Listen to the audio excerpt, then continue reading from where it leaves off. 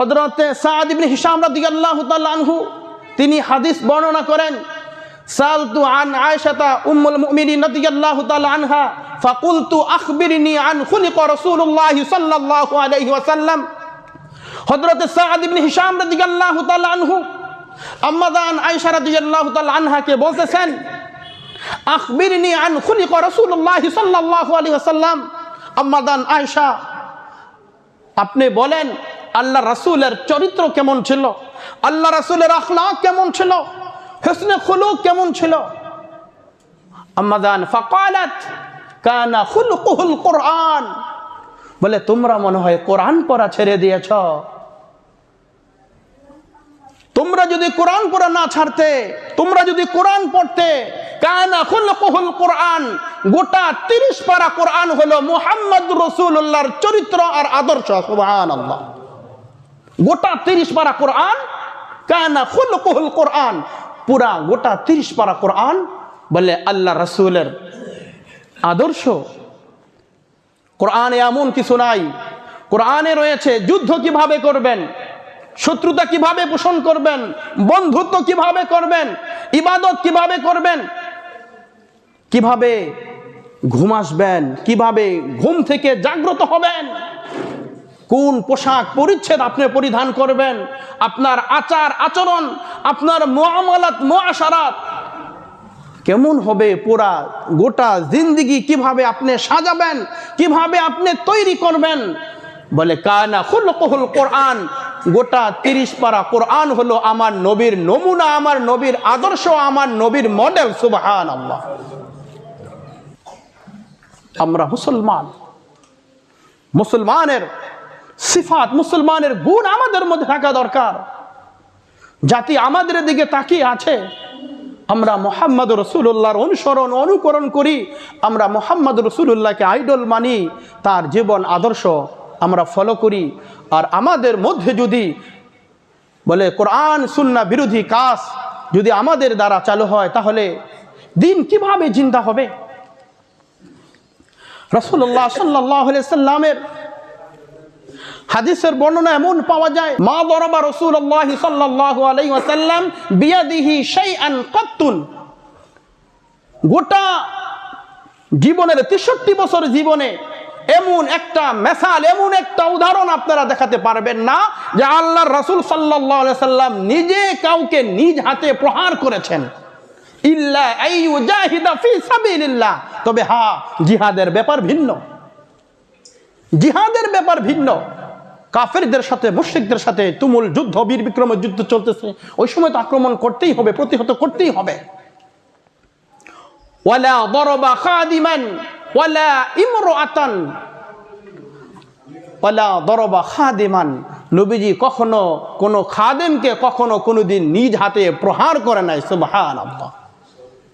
ওয়ালা দরবা ইমরাতান, এবং কোন স্ত্রীকে আল্লাহ রাসূল কখনো কোনোদিন আঘাত করে নাই।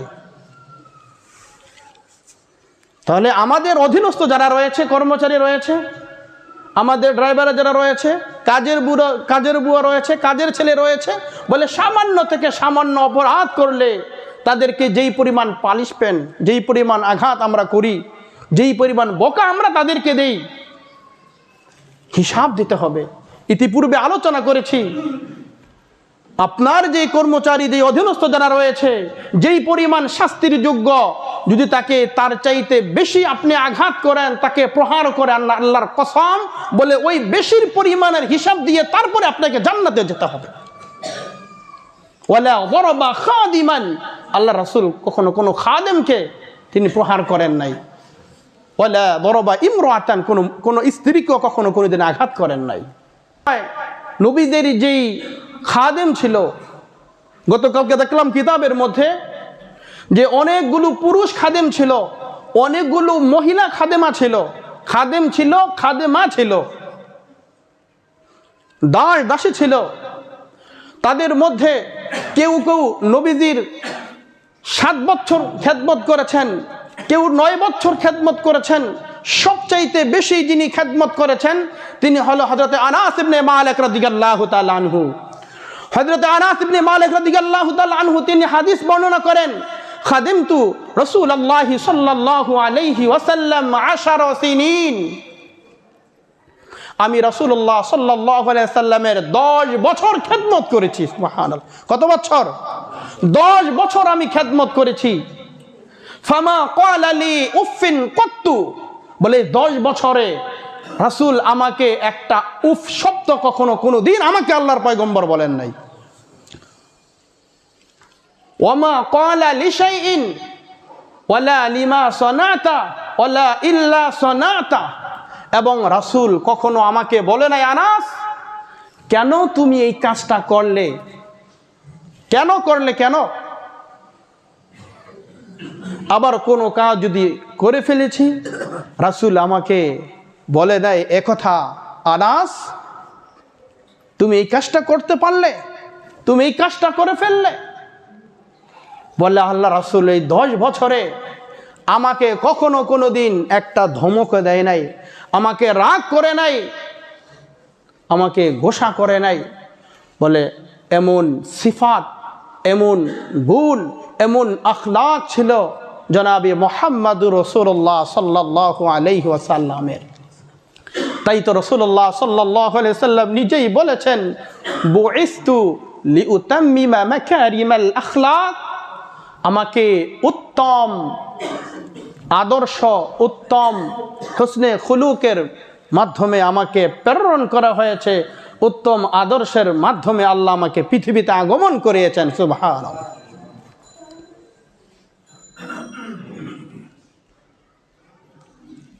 রাসূলুল্লাহ সাল্লাল্লাহু আলাইহি সাল্লাম স্পষ্ট বলেছেন, ইন্না মিন খিয়ারিকুম আহসানুকুম আখলাকান, তোমাদের মধ্যে সর্ব উত্তম ওই ব্যক্তি যার চরিত্র, যার আচার আচরণ সবচেয়ে সুন্দর। সুবহানাল্লাহ।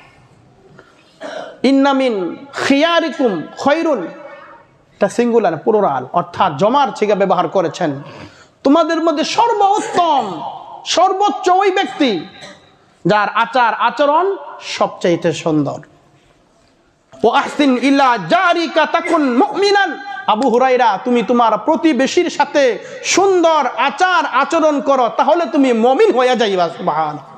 আমার প্রতিবেশীর সাথে আমার আচার আচরণ কেমন, হুসনে খুলুক কেমন, আমার সাথীদের সাথে আমার আচার আচরণ কেমন, আমি একজন দায়ী হিসাবে সকলে আমার দিকে তাকিয়ে আছে, আমার চলা ফেরা, আমার ওঠা বসা, আমার চোখের চাহনি, আমার মুখের ভাষা, আমার হাত, আমার পা, বলে কিভাবে নড়াচড়া করি, কিভাবে কি করি, বলে আমি যেহেতু একজন দায়ী, বলে আমার দিকে সকল মানুষ তাকিয়ে আছে, আমার সিফাত আর আমার গুণ তারা অবলম্বন করবে, আমাকে অনুকরণ করবে। ওই সময় ও আহসিন ইলা জারিকা তাকুন মুমিনান, আবু হুরায়রা যদি তুমি প্রতিবেশীর সাথে, তোমার সাথী সঙ্গীদের সাথে, আপন জনের সাথে যদি হুসনে খুলুক দেখাতে পারো, তাহলে মুমিন হইয়া যাইবা।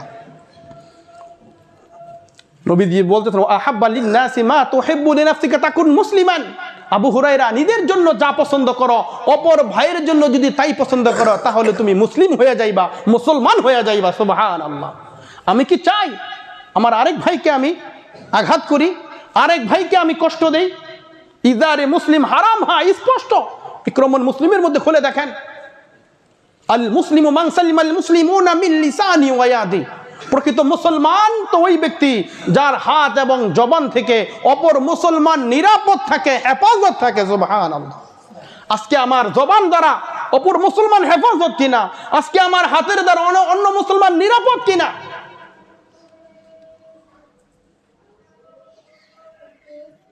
আল কিতালুহু কুফরুন, আল্লাহর হাবিব স্পষ্ট হাদিসের মধ্যে বর্ণনা করেছেন, মানুষকে হত্যা করা কুফরি, আর মানুষকে গালি দেওয়া এটা হচ্ছে ফাসিকি। আল ফিতনাতু আশাদ্দু মিনাল কতল, পৃথিবীর মধ্যে অরাজকতার সৃষ্টি করা বলে হত্যা করার চাইতে আরো মারাত্মক। আজকে মুসলমানদের মধ্যে খণ্ড খণ্ড খণ্ড বিখণ্ডে আজকে মুসলমানদেরকে পরিণত করা হচ্ছে।